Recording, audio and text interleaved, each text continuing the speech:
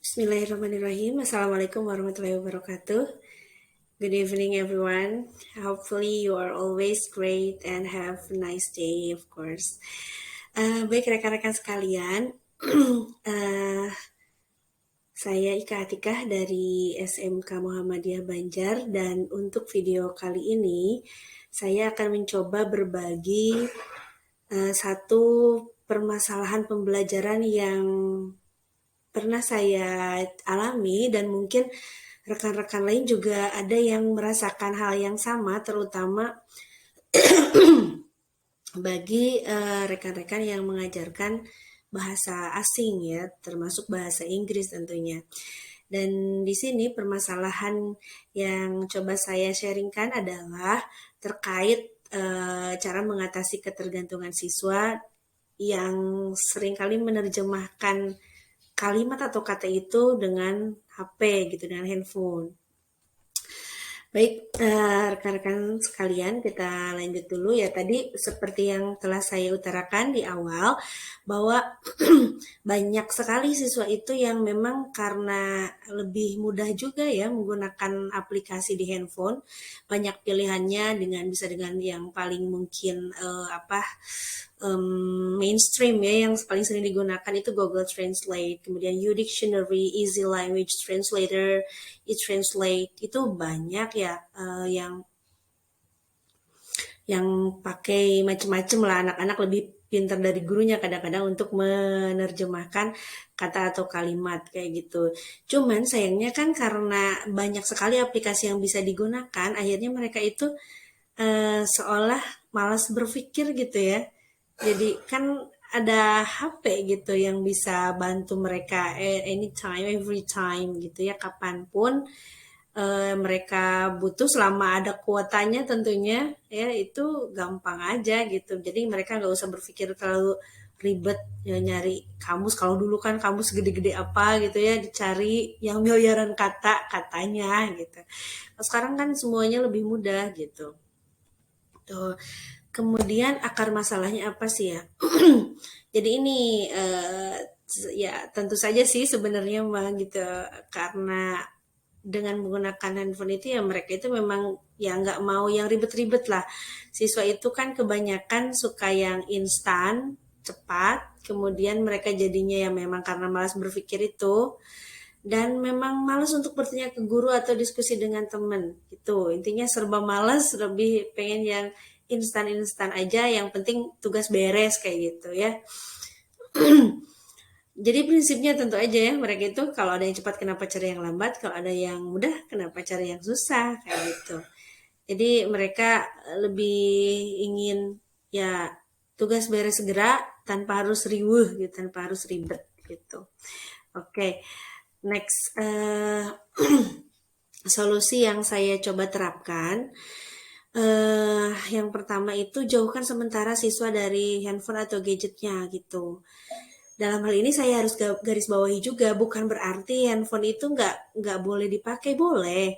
Of course, we need, I myself as a teacher, we need it.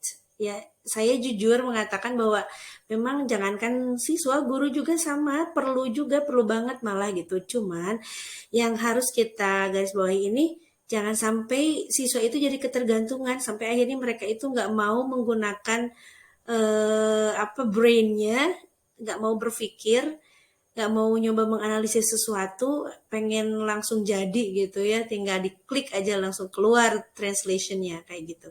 Itu yang pertama, jadi jauhkan sementara siswa dari handphone. Kemudian next, yang step keduanya, beri ruang mereka itu untuk diskusi dan berinteraksi dengan teman atau guru. Misalkan kita kelompokkan siswanya ketika pembelajaran kayak gitu, dan beri waktu untuk bertanya, tentunya jangan sampai dilupakan juga.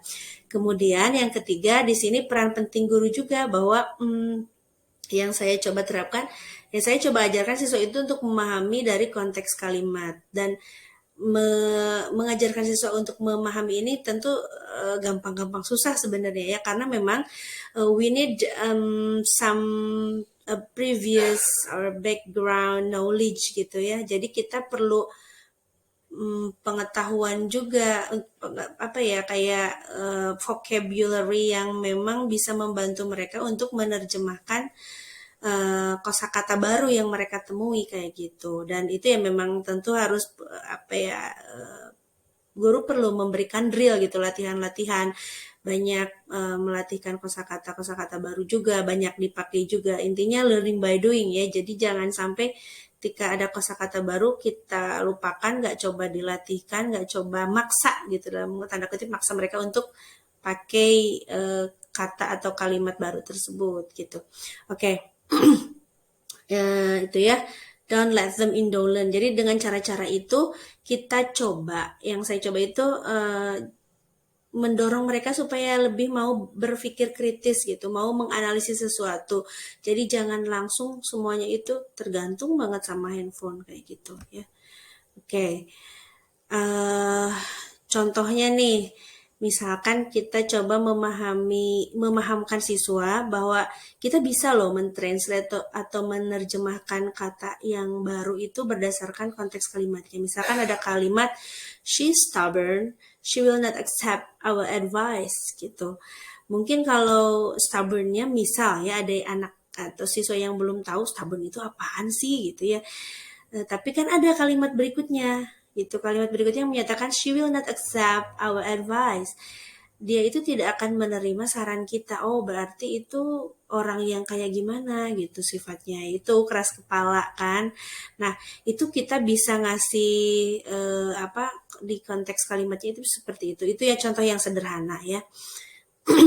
Dan selain itu juga kita bisa ngasih clue ya. Misalkan ya, vocabulary siswa itu sangat terbatas, sedikit banget mereka punya kosakatanya, dan memang kebanyakan siswa seperti itu karena memang mereka itu jarang berinteraksi pakai bahasa Inggris gitu ya, cuman beberapa kalimat yang mungkin sering dipakai di sosmed aja mungkin ya. Itu kalau kata-kata yang di luar itu mungkin mereka jarang pakai gitu. Nah, jadi tadi kan pertama kita coba pahamkan arti satu kata itu dari konteksnya, dan cara keduanya itu bisa juga kita pakai berikan kayak clue gitu ya. Misalkan nih ada kata unemployment, mereka itu nggak ngerti, misalkan belum paham apa itu unemployment, yang artinya kan padahal pengangguran ya. Nah, kita coba kasih tahu misalkan unemployment is when someone don't have any job, no job. Misalkan kita jelaskan no job. Kalau job mereka udah ngerti insya Allah. Nggak punya kerjaan, oh jadi unemployment itu pengangguran, kayak gitu ya. Jadi coba apa ya, push them to think, to use their thinking well, critically. Jadi jangan sampai mereka itu langsung aja disuruh pegang handphone, kemudian ya udah translate aja gitu, enggak. Nah, atau mungkin kita langsung kasih tahu jawabannya, it's just the last way. Kalau misalkan kita udah kasih clue, terus udah minta kayak apa ya, komen dari siswa-siswa yang lain yang mungkin tahu artinya, nggak ada cara lain, baru kita kasih arti katanya gitu, seperti itu.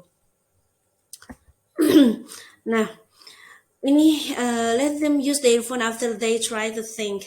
Jadi seperti yang saya sampaikan di awal juga, jadi bukan berarti menggunakan handphone itu sama sekali nggak boleh. We need it. It's important to help us learning something, of course. Include translating. Jadi kita perlu handphone memang untuk belajar, dan salah satunya itu untuk menerjemahkan gitu. Tapi handphonenya ini kita kasihkan itu jangan sampai di awal langsung gitu. Tapi setelah kita coba memberikan clue, membiarkan mereka, memberi waktu mereka untuk diskusi, memberi waktu mereka untuk tanya jawab gitu. Baru terakhir buat perbandingan, mereka boleh buka handphone untuk mengecek terjemahan kalimat atau kata yang mereka sudah coba tadi usahakan jawab itu gimana nih hasilnya kayak gitu ya, untuk perbandingan, karena kan nggak mesti juga dari handphone itu 100% fix pasti benar gitu. Ada kosakata yang mungkin istilahnya kalau di bahasa Indonesia itu homonim ya. Jadi satu kata artinya kan bisa macam-macam ya, tergantung konteks kalimatnya gitu. Nah, itu dia yang harus kita pahamkan ke siswa supaya mereka menggunakan handphonenya tepat waktu, maksudnya pada waktu yang tepat, pada waktu yang tepat, bukan hanya menggunakan semaunya tanpa mereka mau mencoba atau berusaha untuk berpikir kayak gitu. Hasilnya kayak kayak gimana? Alhamdulillah sih ya. Eh, apa ya, signifikansinya memang belum terukur secara persis, tapi ada perubahan, secara umumnya ada perubahan sedikit demi sedikit usaha mereka untuk mencoba menerjemahkan dari berpikir terlebih dahulu. Biasanya memang saya apa ya, narik dulu handphonenya itu supaya mereka itu tidak pakai handphone dulu gitu, baru misalkan setelah mereka diskusi baru dikasihkan di akhir diskusi tersebut gitu. Jadi ya alhamdulillah hasilnya siswa lebih menunjukkan kemauan untuk berpikir dan berdiskusi, walaupun mungkin awalnya agak terpaksa gitu karena ya itu tadi sulit sekali menghilangkan kebiasaan mereka apa, menerjemahkan pakai handphone itu. Ya setidaknya tidak terlalu ketergantungan terhadap aplikasi di handphone. Setidaknya mereka mau mencoba, berusaha untuk berdiskusi, diskus sama temennya, sharing hasil pemikirannya dulu, mau mencoba untuk bertanya seperti itu. Ya intinya better doing than never trying. Lebih baik lakukan saja daripada nggak pernah mencoba.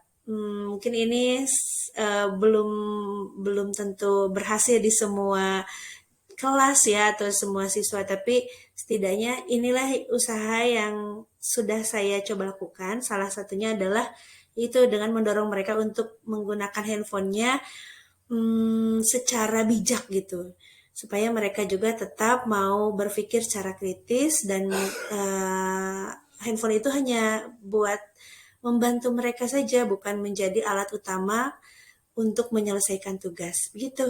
Thank you so much.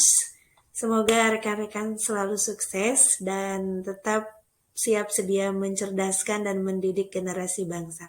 Assalamualaikum warahmatullahi wabarakatuh.